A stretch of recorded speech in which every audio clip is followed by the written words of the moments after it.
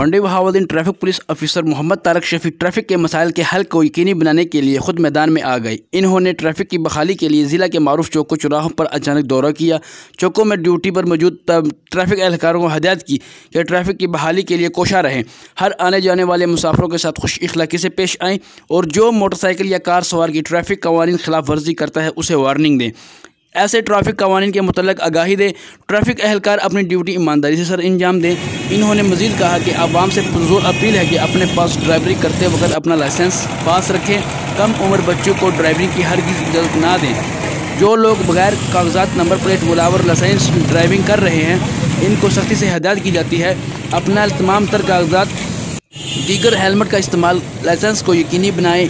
अवाम ने DSP traffic police Mohammad Tarak Shafi को चौकों चौराहों पर मौजूद पाकर खुशी दिखाई और खराज तहसीन पेश किया।